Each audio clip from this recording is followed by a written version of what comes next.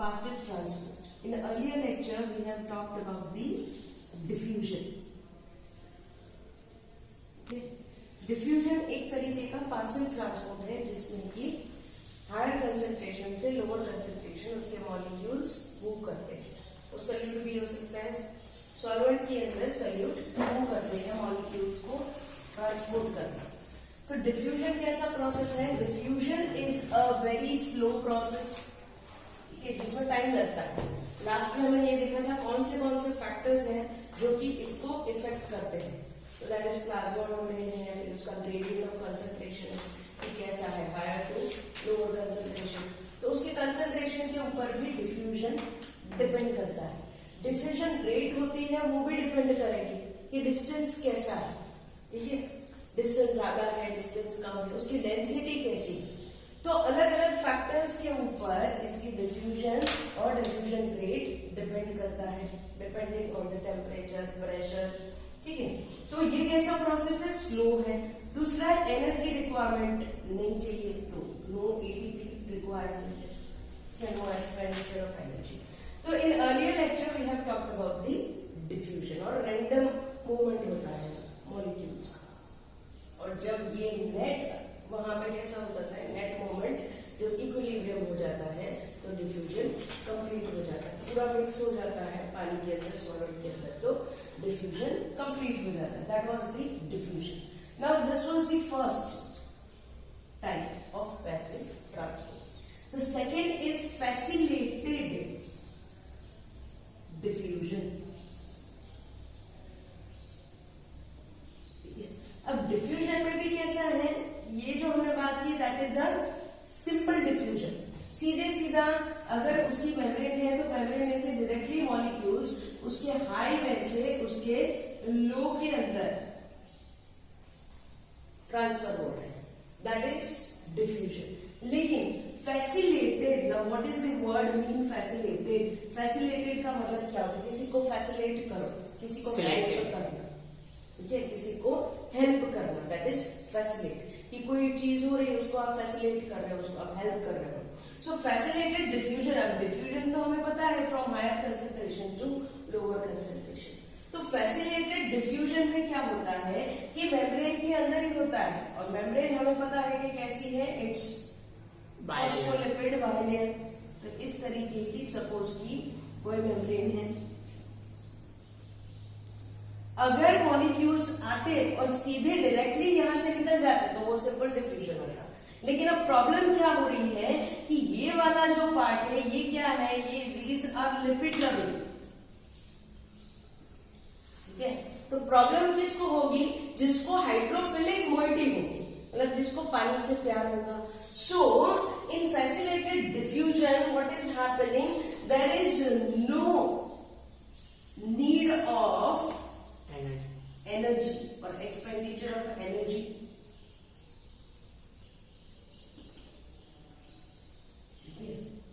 Movement होगा that is along the gradient.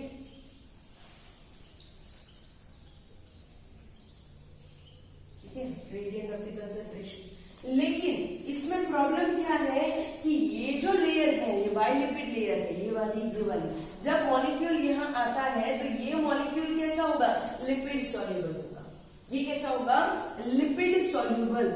तो अगर ये लिपिड सॉल्युबल है तो ये क्या करेगा?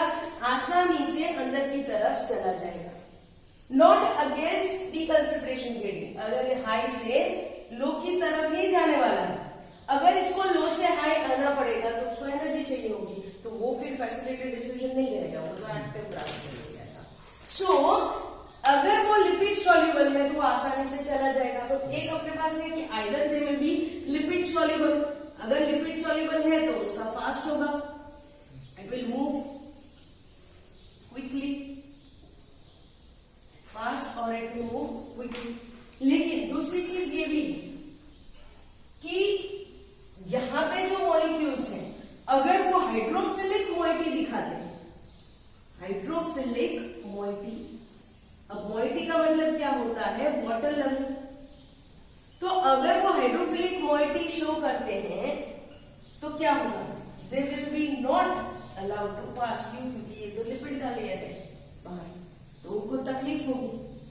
ऐसे मॉलिक्यूल्स यहाँ तो आ जाते हैं, मतलब वाटर लविंग, सपोज कि ये वाटर लविंग है, शोइंग अ हाइड्रोफिलिक क्वालिटी, लेकिन ये वाले कैसे हैं, लिपोफिलिक, लिपिड लवर्स।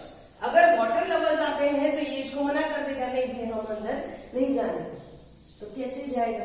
तो फैसिलिटेटेड डिफ्यूजन में क्या होता है कि यहाँ पे कुछ प्रोटीन्स पड़े हुए होते हैं, here there are some proteins.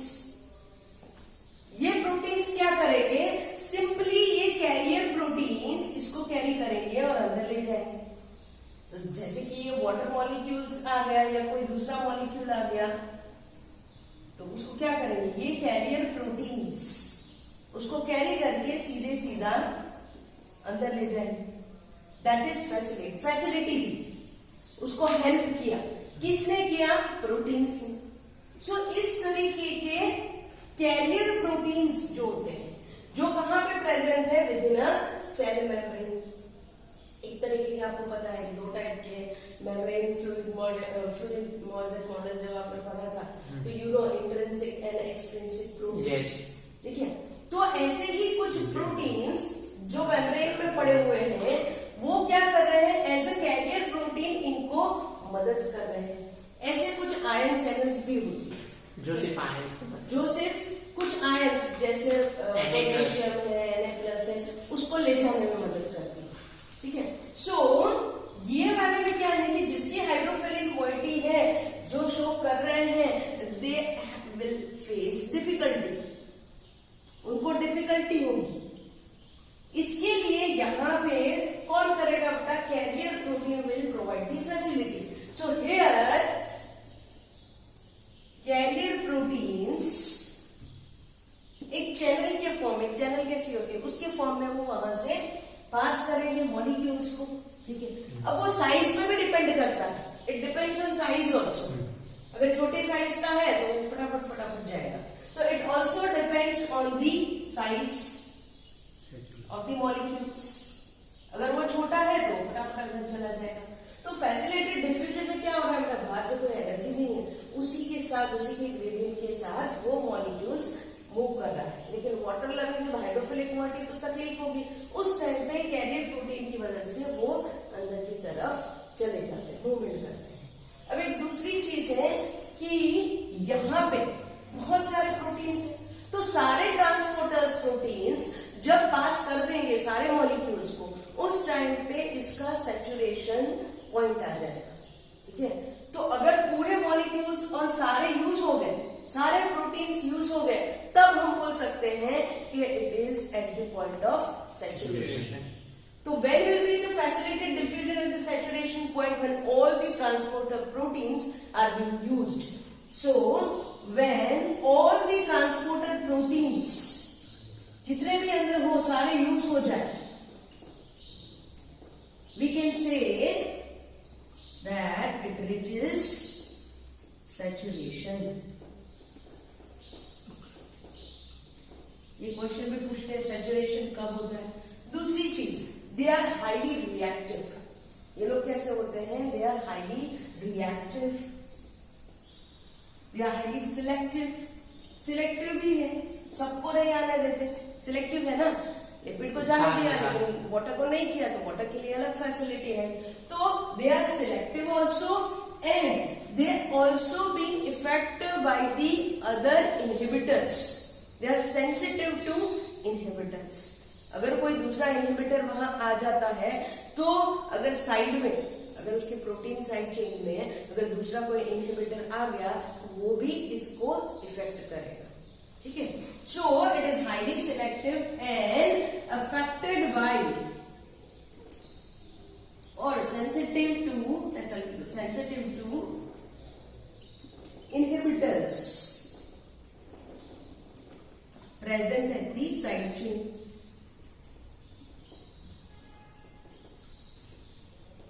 Membrane की जो साइड चेन होगी, वहां अगर कोई इनहिबिटर आ जाता है तो वो भी इसको इफेक्ट करेगा। तो दिस इज फैसिलिटेटेड डिफ्यूजन। अब फैसिलिटेटेड डिफ्यूजन में क्या हुआ कि मेन प्रॉब्लम हो रहा है पानी, ठीक है। पानी है, आयन से इसको मूव करना है, तो ये तो फैसिलिटेटेड डिफ्यूजन हो गया। पर सेम ऐसा एक दूसरा भी ट्रांसपोर्ट है, that is through ion channels. ये तो कैरियर प्रोटीन हो गया। सेम ऐसा कहां हो रहा है, आयन चैनल्स के थ्रू। तो आयन चैनल्स भी एक टाइप के चैनल प्रोटीन्स ही हैं which form a passage for different ions। वो पानी के भी हो सकते हैं वाटर मॉलिक्यूल्स, और दूसरे ले सकते हो Na है, Na प्लस ले लो, K प्लस ले लो, क्लोरीन ले लो, ठीक है, फॉस्फेट ले लो। ये सारे जो मॉलिक्यूल्स हैं उसके लिए आयन चैनल्स भी होती है, इस तरीके की चैनल्स बनी हुई है। इसको आप वो चैनल्स क्लोज भी हो सकती है, ओपन भी हो सकती है। ओपन एंड गेटेड ऐसा लिख सकते हो, ओपन एंड गेटेड। आपने अगर नर्व इम्पल्स देखा होगा, नर्व फाइबर्स का स्ट्रक्चर देखा हो नर्व सेल का, तो उसमें भी आपको पता होगा कि आयन चैनल्स भी होते हैं। हाँ, पंप भी होते हैं, तो एक्टिव ट्रांसपोर्ट भी वहां हो रहा होता है, थ्रू आयन चैनल्स भी ट्रांसपोर्ट होता है। जो सोडियम होता है उसका भी ट्रांसपोर्ट होता है, प्लस होता है उसका भी ट्रांसपोर्ट होता है। तो इट क्रिएट्स इम्पल्स, ठीक है। तो वैसे ही आयन चैनल्स होती हैं अलग अलग आयन्स की फॉर्म में। तो वाटर मॉलिक्यूल्स के लिए कोई स्पेसिफिक आयन चैनल्स भी है, जिसको आप वाटर चैनल्स या एक्वापोरिन्स बोल सकते हो। तो ऐसे जो कैरियर प्रोटीन्स होते हैं इसको हम पोरीन प्रोटीन्स भी बोलते हैं, पोरीन्स प्रोटीन। ये पोरीन्स प्रोटीन या एक्वापोरिन्स भी बोलते हैं। एक्वापोरिन्स इसलिए, पोरीन्स का मतलब ये नहीं होता सिर्फ पानी को, पोरीन्स मतलब जनरल कैरियर प्रोटीन्स होते हैं जो अंदर की साइड वाटर लविंग मॉलिक्यूल्स को ले जाते हैं, लेकिन इसको स्पेसिफिकली नाम दिया है for water molecules, that is aquaporins. तो पोरीन्स या एक्वापोरिन्स भी क्या है, एक टाइप के आयन चैनल्स हैं कि जो वाटर मॉलिक्यूल्स को अंदर की तरफ खींचते हैं, ठीक है। तो ये यहां पे लिख रही हूं, इसके बाद स्टार इधर कर दिया मैंने, ठीक है। आयन चैनल्स के बाद आते हैं एक्वापोरिन्स। बहुत बार ये एग्जाम में पूछा गया है, या पोरीन्स प्रोटीन। ये क्या होते हैं बताएं। ये भी जो प्लाज्मा मेम्ब्रेन है उसके अंदर एक पर्टिकुलर प्रोटीन्स है जो किस टाइप का करते हैं, फैसिलिटेटेड डिफ्यूजन ही करवाते हैं थ्रू द चैनल्स। लेकिन जो लार्ज अमाउंट मतलब कि लार्ज साइज के, कभी कभी कुछ मॉलिक्यूल्स लार्ज साइज के भी मॉलिक्यूल्स होते हैं, कुछ प्रोटीन्स भी इतने बड़े बड़े प्रोटीन्स होते हैं जिसको अंदर ले जाना होता है।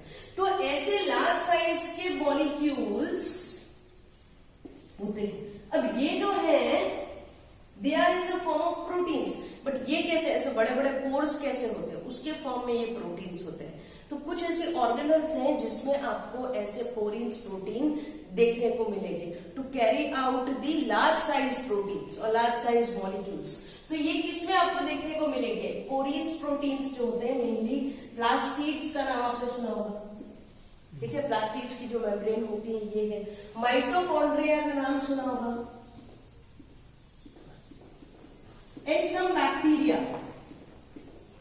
कुछ बैक्टीरिया होते हैं उसकी मेम्ब्रेन के अंदर पोर्स होते हैं, पोर्स लाइक प्रोटीन्स, कि जो क्या करते हैं लार्जर साइज, प्रोटीन के साइज के बड़े बड़े मॉलिक्यूल्स होते हैं, प्रोटीन्स जैसे साइज के सब्सटेंस होते हैं वो अंदर ले जाने होते हैं। तो प्लास्टिड्स, माइटोकॉन्ड्रिया, ये क्वेश्चन बहुत बार पूछा है कि पोरीन्स प्रोटीन कौन से ऑर्गेनल्स या कौन से एग्जाम्पल्स हैं जिसकी मेम्ब्रेन के अंदर देखा जाता है। तो plastids, mitochondria and bacteria. Plastids जब आते हैं बेटा तो अलग अलग टाइप के होते हैं, ठीक है। ल्यूकोप्लास्ट होते हैं, क्लोरो, तो शायद प्लास्टिक की जगह हम लोग ये भी लिख सकते हैं ल्यूकोप्लास्ट, क्लोरोप्लास्ट, ठीक है। इसमें भी आपको पता है कि क्लोरोप्लास्ट ये सब किस में आता है, क्रोमोप्लास्ट। सो क्रोमोप्लास्ट और ल्यूकोप्लास्ट, ल्यूकोप्लास्ट में कलर नहीं होता पर क्रोमोप्लास्ट है कलरफुल पिगमेंट्स। तो एक टाइप के पिगमेंट्स जहाँ स्टोर होते हैं दैट इज प्लास्टिड्स। तो और एक चीज है ल्यूकोप्लास्ट क्रोमोप्लास्ट बन सकता है और क्रोमोप्लास्ट क्लोरोप्लास्ट बन सकता है, दे आर इंटरकन्वर्टेबल, ठीक है। तो इस तरीके से एक्वापोरियंस होते हैं। अब ये पोरीन्स प्रोटीन कैसे होते हैं बेटा, ये पोरीन्स एक्वापोरियंस 8 एक्वापोरियंस से बने हुए होते हैं। तो दे आर सराउंडेड बाय 8 एक्वापोरियंस, ठीक है। सो 8 ऐसे एक्वापोरियंस वहां पे प्रेजेंट होते हैं 8 एक्वापोरिन्स। अब पोरिन्स अलग अलग टाइप के होते हैं, कोई मोस्टली ये इंट्रिंसिक प्रोटीन्स है, दे आर इंट्रिंसिक प्रोटीन्स। अब इंट्रिंसिक प्रोटीन अलग अलग टाइप के हैं, for example nodule intrinsic protein, nodulin intrinsic protein, simple basic intrinsic proteins, अलग अलग टाइप के, जैसी जिसकी रिक्वायरमेंट उस तरीके के इंट्रिंसिक प्रोटीन्स ये होते हैं। सो नोड्यूलिन इंट्रिंसिक प्रोटीन, ठीक है, फिर सिंपल बेसिक इंट्रिंसिक प्रोटीन, अलग अलग टाइप के इंट्रिंसिक प्रोटीन्स होते हैं ये पोरिन्स प्रोटीन, जो 8 ऐसे एक्वापोरिन्स प्रोटीन्स एक साथ जुड़ के ये स्ट्रक्चर बनाते हैं, ठीक है। So they help in facilitated diffusion, तो ये एक याद करने का point. So this is about the facilitated diffusion. तो मोस्टली फैसिलिटेटेड डिफ्यूजन जो है वो डिफ्यूजन से भी मैच करता है और एक्टिव ट्रांसपोर्ट से भी मैच करता है। तो कुछ पॉइंट में वो जब हम एक्टिव ट्रांसपोर्ट करेंगे उस टाइम पे देखेंगे लास्ट में कि क्या डिफरेंस है, ठीक है। There is few difference also कि फैसिलिटेटेड जो है उसमें 2 पॉइंट ऐसे हैं जो डिफ्यूजन से मैच करते हैं। एक तो वो अपहील ट्रांसपोर्ट नहीं करता है, मतलब कंसंट्रेशन ग्रेडियंट के साथ करता है। दूसरी चीज फैसिलिटेटेड ट्रांसपोर्ट की एनर्जी वो यूज नहीं करता है। ये 2 चीजें किसके साथ मैच होती हैं? डिफ्यूजन के साथ मैच होती है। पर बाकी जो पॉइंट्स है वो किसके साथ मैच होते हैं? एक्टिव ट्रांसपोर्ट के साथ मैच होते हैं, ठीक है। सो वो भी हम देखेंगे when we will talk about the active transport. तो 2 चीजें याद रखना बेटा, डिफ्यूजन और फैसिलिटेटेड डिफ्यूजन। ये आपको मदद करेगा 2 चैप्टर में, एक सेल वाले में भी और एक दूसरा मिनरल न्यूट्रिशन के अंदर भी ये आपको हेल्प करेगा topic. So we have talked about facilitated diffusion. Facilitated diffusion होता है, सिंपल डिफ्यूजन होता है, मॉलिक्यूल्स जो होते हैं उसका movement occurs through either directly or through a proteins। तो फैसिलिटेटेड डिफ्यूजन में हमने देखा कि दे आर यूजिंग प्रोटीन्स या आयन चैनल्स। प्रोटीन भी कैसे बोल सकते हो? कैरियर प्रोटीन को कैरी करता है तो कैरियर प्रोटीन्स, ठीक है। सो अब हम देखेंगे मॉलिक्यूल्स किस किस तरीके से ट्रांसपोर्ट कर सकते हैं बिटवीन दी, सपोज कि ये मेम्ब्रेन है, this is the plasma membrane. ये प्लाज्मा मेम्ब्रेन में प्रोटीन पड़े, ठीक है, दिस आर दी प्रोटीन्स। तो किस तरीके से मॉलिक्यूल्स ट्रांसपोर्ट हो सकते हैं? So there are 3 ways in which the molecules can get transport. अब यहाँ पे प्रोटीन है, कैरियर प्रोटीन है या चैनल्स है, तो that will be facilitated diffusion। इसलिए हम ऐसा बोल सकते हैं क्योंकि सिंपल डिफ्यूजन में तो डायरेक्टली हो रहा है, तो वहां तो कोई इतनी मॉलिक्यूल्स की वो जरूरत नहीं होती। लेकिन जब प्रोटीन में से जब मॉलिक्यूल्स निकलता है, सपोज कि ये ए मॉलिक्यूल है, तो अगर कोई सिंगल मॉलिक्यूल एक ही डायरेक्शन में जा रहा है तो इसको बोलते हैं यूनिपोर्ट।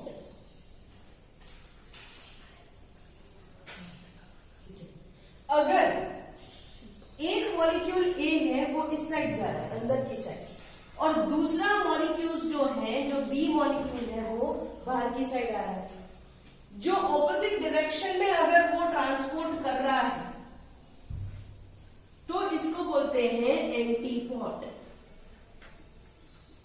एंटीपोड बहुत सिंपल सा है, लेकिन एग्जाम में पूछते हैं, डायग्राम भी पूछते हैं या डायरेक्टली भी पूछते हैं।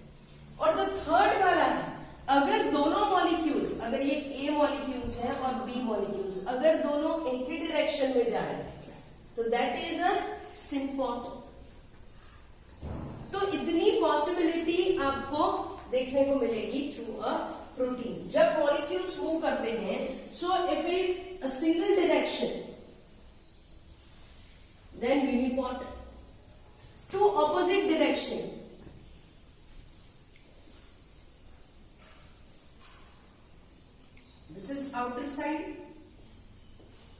inner side. And these are the molecules.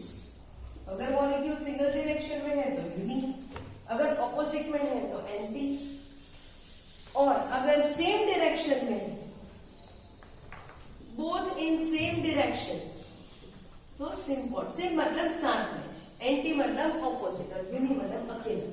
ठीक है, तो ये तीन पॉसिबिलिटी है कि थ्रू प्लाज्मा मेम्ब्रेन, ये तीन है प्लाज्मा मेम्ब्रेन, जिसमें से मॉलिक्यूल्स मूव कर सकते हैं। ठीक है, ये देख लेंगे। अब आता है एक्टिव ट्रांसपोर्ट। ठीक है, एक्टिव ट्रांसपोर्ट किसको बोलते हैं? बहुत इजी है। Active transport, they will use energy, इसमें expenditure of energy is needed. दूसरी चीज, against the concentration gradient, against the concentration gradient, आगे भी हमने बात की थी। तो अगर वो अगेंस्ट में जा रहा है बेटा, तो इसको क्या बोलते हैं? Uphill. बहुत बार एग्जाम में आता है uphill transport.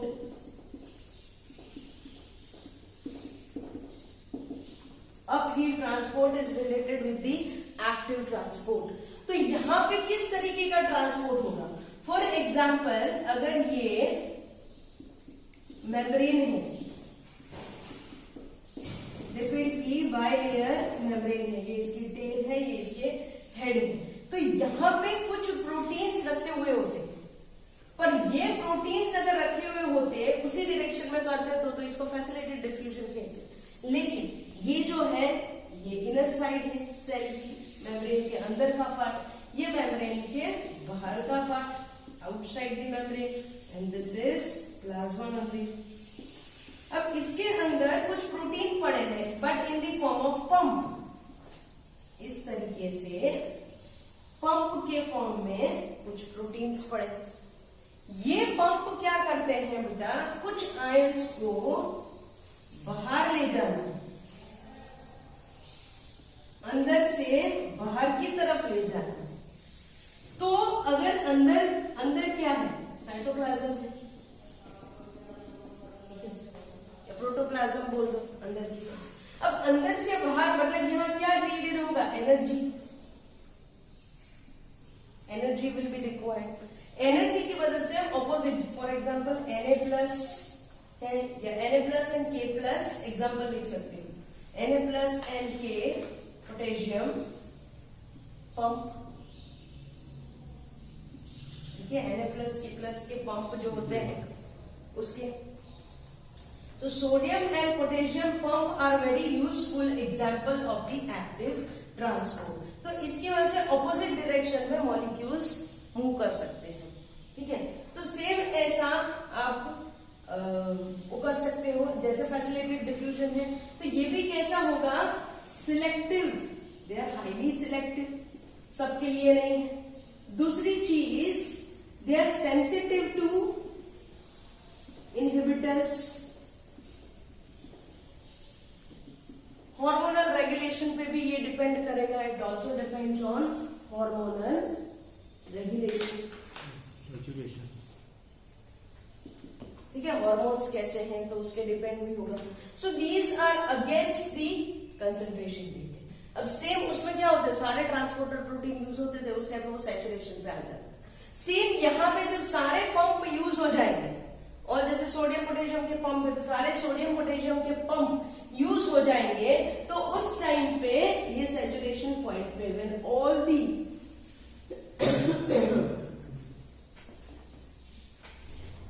pump proteins are being used, then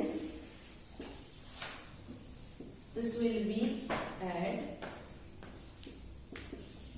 saturation, or it leads to the saturation point. ठीक है, तो एक्टिव ट्रांसपोर्ट अलग है जिसमें एनर्जी की जरूरत है, लेकिन ये सारे जो है डिफ्यूजन है, है और फैसिलिटेड डिफ्यूजन है, इसमें एनर्जी की जरूरत नहीं। ठीक है, तो इतना आप now we'll see the comparison between the different means of transport। एक हमने बात की फैसिलिटेड डिफ्यूजन की और एक्टिव ट्रांसपोर्ट, तो ये दोनों के बीच में क्या सिमिलरिटीज है, क्या क्या ऐसी चीजें हैं कि ये दोनों प्रिफर करेंगे। पहली चीज, they both are highly selective. तो for highly selective, in your book it is given in the form of table, लेकिन ये दोनों कैसे हैं, हाईली सिलेक्टिव है, तो उसके लिए यस ही आएगा, जाहिर सी बात है। अब दूसरी एक चीज ये आती है कि they are sensitive towards the inhibitors, तो उसके लिए भी दोनों में क्या आता है, यस आता है। तीसरी चीज, they are liable to saturates, जैसे सैचुरेट्स है उसके ऊपर लायबल है। ठीक है, चौथी चीज, दे आर हार्मोनल रेगुलेशन, दोनों डिपेंड करेंगे हार्मोनल रेगुलेशन के ऊपर। तो ये सबके लिए दोनों में क्या आता है बेटा, यस। ठीक है, अब दो चीजें ऐसी हैं जो सिंपल डिफ्यूजन और फैसिलिटेड डिफ्यूजन ही करते हैं, वो दो चीजें एक्टिव ट्रांसपोर्ट में अलग है। वो कौन सी है, अपहील ट्रांसपोर्ट। अब अपहील मतलब अगेंस्ट दी ग्रेडियंट कंसंट्रेशन। ठीक है, एक ये और एक ये नहीं करते, ये दो एनर्जी, बाकी सब करते हैं। And expenditure of energy is not required. ठीक है, ये दो चीजें ही ऐसी हैं जो कौन करता है, एक्टिव ट्रांसपोर्ट। एक्टिव ट्रांसपोर्ट में क्या है, they use energy also and they are doing uphill transport also. तो वो दो ही चीजें ऐसी है जो एक्टिव करता है, तो इसलिए ये एक्टिव में आ जाता है। लेकिन ये दो ही चीजें ऐसी हैं जो सिंपल डिफ्यूजन और फैसिलिटेड डिफ्यूजन की सिमिलरिटी है कि they are not following this 2 point. ठीक है, ये दो ही पॉइंट ऐसे हैं जिनको ये फॉलो नहीं करते हैं, बाकी तो सारे पॉइंट को तो फैसिलिटेड डिफ्यूजन कर रहा है। ठीक है, अब ये सारे पॉइंट किसके लिए नो है, सिंपल डिफ्यूजन के लिए। पता चल रहा है, तो अगर आपको ये पता हो कि फैसिलिटेड डिफ्यूजन और एक्टिव ट्रांसपोर्ट है, ये सारे ये सारे, लेकिन ये दोनों के लिए नो आ गए, फैसिलिटेड डिफ्यूजन इज नो, लेकिन एक्टिव ट्रांसपोर्ट इज यस। तो एक्टिव ट्रांसपोर्ट के लिए यस होगा, लेकिन इन दोनों के लिए ये कैसा आ जाएगा, नो। तो दिमाग में ये फिट कर दो, फिर कैसा भी टेबल आता है तो डायरेक्टली आपको पता चल जाएगा। ठीक है, इसके बाद हम बात करेंगे permeability. Permeability, okay, so after learning about the diffusion, active transport, facilitated diffusion, we will learn the permeability। किसको बोलते हैं permeability? Ability to transport, मतलब exchange of molecules in and out of the membrane। Exchange of molecules in and out of membrane। तो ये जो ability होती है of exchanging molecules in and out of the membrane. Membrane पता है कि भाई बायोमेट्रिक लेयर की मेम्ब्रेन है, तो उसमें से उसकी जो टेंडेंसी होती है एक्सचेंज करने की, उसको बोलते हैं परमिएबिलिटी। तो depending on the permeability there are 4 types of membrane. So types of membrane,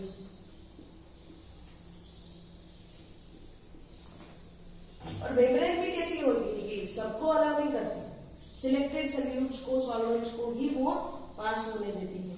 so types of membrane depending on the permeability, उसका केमिकल नेचर कैसा है, उसके डिपेंड उसका स्ट्रक्चर कैसा है, तो डिपेंडिंग ऑन दैट 4 टाइप के आपको पढ़ने की, अलग अलग जगह पे आपको यूज भी होंगे। एक होती है परमिएबल मेम्ब्रेन,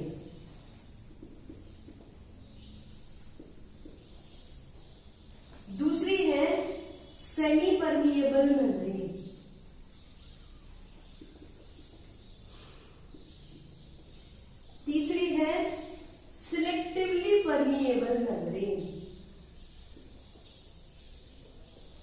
और इसका दूसरा नाम है differentially permeable membrane. Differentially permeable membrane, ठीक है। और तीसरा जो है इम्परमिएबल मेम्ब्रेन। इम्परमिएबल मेम्ब्रेन, ठीक है। तो ये 4 टाइप के उसके एग्जांपल्स देखेंगे, कभी कभी इसके एग्जांपल्स भी पूछ लेते हैं कि क्या क्या एग्जांपल्स ऐसे। अब परमिएबल मेम्ब्रेन जो होगी ये ऐसी मेम्ब्रेन की जो सॉल्वेंट और सॉल्यूट्स को अलाउ करेगी। So they allow the movement of और permeability of both solvent and solute, ठीक है, दोनों को अलाउ करती है। For example cell wall. तो सेल वॉल किसकी होती है बेटा? या तो सेलुलोज की होती है या लेकिन सेल वॉल में बहुत इजीली सॉल्वेंट और सॉल्यूट्स जो है वो मूव कर सकते हैं। लेकिन सेमी परमिएबल मेम्ब्रेन, ठीक है, अब सेमी परमिएबल मेम्ब्रेन में क्या होगा? कुछ को अलाउ करेंगे, कुछ को नहीं। हाँ, सॉल्वेंट तो अलाउ हो ही जाता है, ठीक है। सेमी परमिएबल मेम्ब्रेन के अंदर सॉल्वेंट तो अलाउ हो जाता है और कुछ सॉल्यूट भी होता है, पर ये सिलेक्टिवली परमिएबल क्या है? कुछ ही सॉल्यूट्स को अलाउ करेगी सॉल्वेंट में से, ठीक है। कुछ ही सिलेक्टिवली मेम्ब्रेन में क्या है? कुछ ही सॉल्यूट्स उसमें से अलाउ होंगे, सॉल्वेंट तो हो ही रहे, लेकिन सेमी परमिएबल मेम्ब्रेन में सिर्फ सॉल्वेंट होता है, सॉल्यूट्स नहीं होता है। So it allow the solvent but not the solutes, ठीक है। Semi permeable membrane, selectively permeable membrane, sorry sir, हाँ, it allow the solvent but not the solutes. अब सेमी परमिएबल मेम्ब्रेन कहाँ यूज होगी? ऑस्मोसिस के टाइम पे आपने देखा होगा कि सेमी परमिएबल बीच में मेम्ब्रेन होती है जो उसको सॉल्वेंट को ले जाती है फ्रॉम दी डिफरेंट। अब जहां कम सॉल्यूट है तो वहां से पानी आ रहा है, पर एक बार जो कहा है उसका वाटर पोटेंशियल ज्यादा होगा, जिसका कम सॉल्यूट है वहां वाटर पोटेंशियल ज्यादा होगा, क्योंकि हमें पता है 0 होता है, प्योर वाटर का क्या होता है? 0 वाटर पोटेंशियल। तो semi permeable membrane allow the solvent but not the solutes. For example you can से पार्चमेंट पेपर, पार्चमेंट पेपर। फिर आपने एक नाम सुना होगा सेलोफेन पेपर, सुना है? कहा डायलिसिस जब करते हैं तो उस टाइम पे जो ट्यूब्स होती है दैट इज हाँ सेलोफेन ट्यूब्स, ठीक है, सेलोफेन मेम्ब्रेन। दूसरा है copper ferrocyanide membrane. So these are few examples of semi-permeable membrane. दूसरी है selectively permeable membrane, जो कि differentially permeable membrane है, जिसको बोल सकते हो आप, ठीक है। Selectively, तो इसमें क्या होगा? Selected solutes ही उसके अंदर पास हो सकेंगे। So only the selected solutes will pass, ठीक है। अब आता है इम्परमिएबल। इम्परमिएबल में क्या होगा? It not allow the solutes, so no movement of solute और सॉल्वेंट। जैसे आप बोल सकते हो for example you can say cutinized cell wall, suberized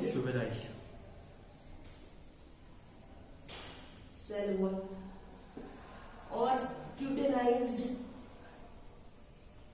cell wall, ठीक है। कुछ सिलेक्टिवली परमिएबल मेम्ब्रेन ऐसी होती है जो मोस्टली अलाउ करती हैं, जैसे कुछ गैसेस को, NO2 है, SO2 है, ये सब गैसेस को, CO2 है, तो ये अलाउ करती है गैसेस को। एल्कोहल है, ईथर है। लेकिन सिलेक्टिवली मेम्ब्रेन जो होती है ये पॉलीसेक्राइड्स हैं, उसको अलाउ नहीं करती। प्रोटीन्स हैं, प्रोटीन्स एंड पॉलीसेक्राइड्स, तो ये सबको ये नॉट अलाउ। ठीक है, सो मोस्टली सिलेक्टिवली में क्या होता है, सिलेक्टेबल सॉल्यूट्स को अलाउ करते हैं। सेमी परमिएबल में क्या होता है, सॉल्वेंट को अलाउ करते हैं। परमिएबल में क्या होता है, दोनों को अलाउ करते हैं। So these are few types of membrane जो कि आप रेगुलर चैप्टर्स के अंदर पढ़ते होंगे। इम्परमिएबल मतलब नहीं करता, सिलेक्टिवली मतलब सिलेक्टेड को ही अंदर जाने देता है। सेमी परमिएबल मतलब ऑस्मोसिस के टाइम पे आपने देखा होगा 5 मिनट पेपर रख देते हैं, तो उसकी मदद से शुगर या सोल्यूशन को डिफर करते हैं, दो अलग अलग सोल्यूशन। परमिएबल मतलब दोनों, तो सेवरोल दे आर परमिएबल। तो इस तरीके से अलग अलग मेम्ब्रेन होती है।